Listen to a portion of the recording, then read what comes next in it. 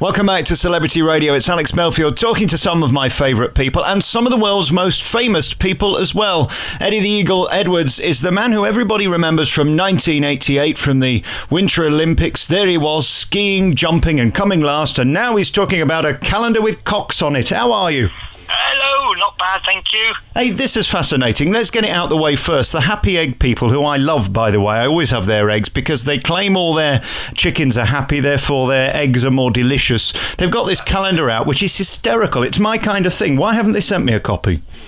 Oh, yeah, well, they're free. So if you go to the Happy Egg Company, their Facebook website, you can pick one up. And I think anybody who wants a calendar should get in touch, and they'll make a great Christmas present. There's recipes on every page as well.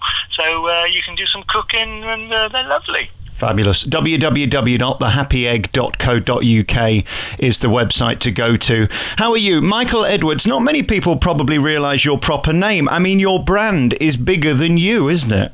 It is, yeah. Not many people know me as Michael Edwards. I was christened Eddie the Eagle at Calgary because I use my sort of other name, Eddie Edwards. And, I've been known as Eddie the Eagle ever since. Last, 27 years. I also love the fact you embrace it. It's fascinating, isn't it, that some people resent who they are. You wouldn't believe how many celebs come on my show and they say, don't talk about what I'm most famous for from the 70s or 80s. You embrace it and realise that it was the thing that made you famous. And, of course, that world iconic image of you with those glasses on and your skis. That's right. I had the big jaw and big, thick lenses on my glasses and stuff. And, that's what people remember me, flying the British flag at the Olympic Games in Calgary. I was doing a series of talks in Sweden with Bob Geldof, and he was doing his talks, and he was always saying, oh, I hated, his I don't like Mondays. And I'm thinking, well, actually, that's what made you sort of famous, and it put you on the map. And he hated talking about it, which I thought was really strange. It's extraordinary, isn't it? I mean, it's funny you mention him. Of course, he's got that new single out. You've got to be careful with your past, because when you bring it up again, people will either love it or hate it, won't they? It's a difficult balance.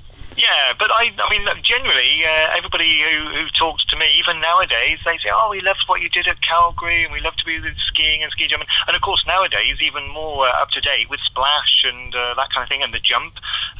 So these sort of things keep coming around, and I kind of almost reinvent myself. But people still remember the old days of Calgary 27 years ago. I think what's great about you as well is that you don't seem to take yourself too seriously, and you have a great fondness for what you did, and you're sort of a British icon. We do like the underdog, don't we? We do, and I don't like to take myself too serious, but also I like to, do things like this with the Happy Egg Company, promoting this calendar, and, they do great, and I eat loads of eggs as well, which is why they asked me, because it's extreme sport calendar, and I'm obviously into extreme sport with ski jumping, and there's one with a cockerel ski jumping on the January edition, and when they asked me to come along and do it, I jumped at the chance. And also I'm very conscious of animal welfare and things, and it's nice to know when I go to the supermarket and buy the happy eggs that they're being laid by nice happy hens, which is why I like doing these sort of things. Again, we'll get on to the eggs in a minute, but I mean, it is a slightly tenuous link between you and eggs. Is it just because you love them? I mean, I know that a lot of athletes have to eat a ton of eggs because they're so high in protein. Yeah, that's right. That's why I eat them. I eat about 30 to 35 eggs a week. I eat them for breakfast, lunch and dinner. So I eat loads of eggs. So how fit are you now then compared to how you were in 1988? In 88, I'm in better shape now than when I went to Calgary 27 years ago. I'm lighter. I think when I went to Calgary back then, I was about 75, 80 kilos. Now I'm 66 kilos. So I'm much lighter. I'm in better shape. I'm not as fit as I was, but that's only because I've not done much training.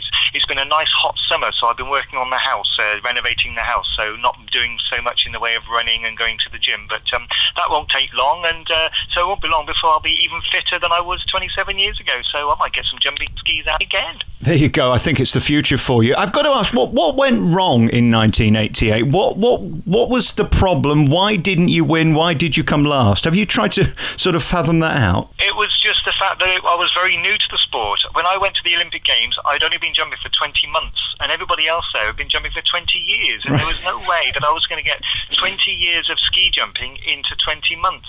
So I was still very much a beginner. So when I went to Calgary, I wasn't expecting to win or beat anybody, but for me, getting to those Olympic Games was my gold medal.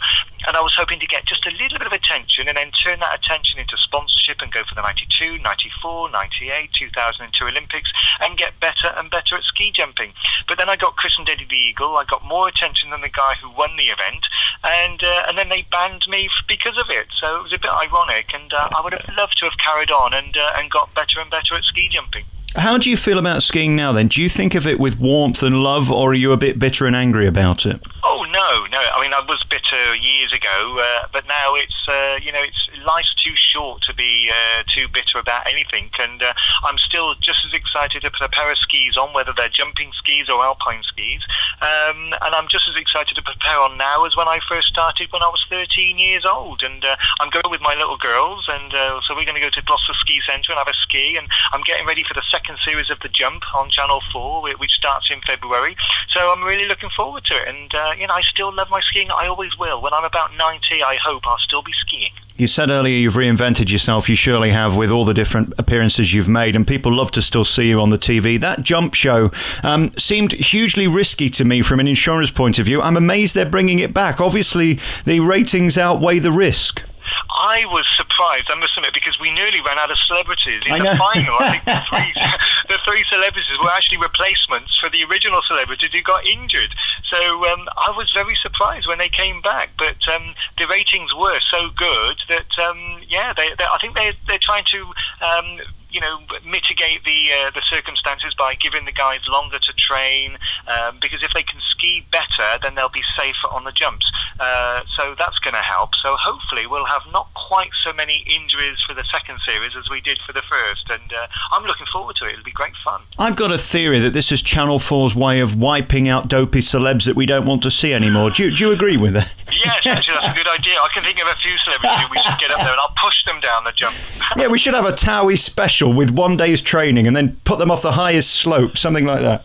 That would be a great reality show. I think it would. Michael Edwards, great to talk to you. So then you can find out about this new calendar. A perfect time of year. I mean, doing this in June wouldn't have really worked, would it? But in December, I think we all need a calendar. Perfect timing. That's right, and they're free. So if you want a calendar, go to the Happy Egg Facebook page and apply for one and get one. They're free. They'll make great Christmas presents. Great, and you can also find it at www.thehappyegg.co.uk. Real pleasure talking to Michael Edwards. Good to talk to you. Bye.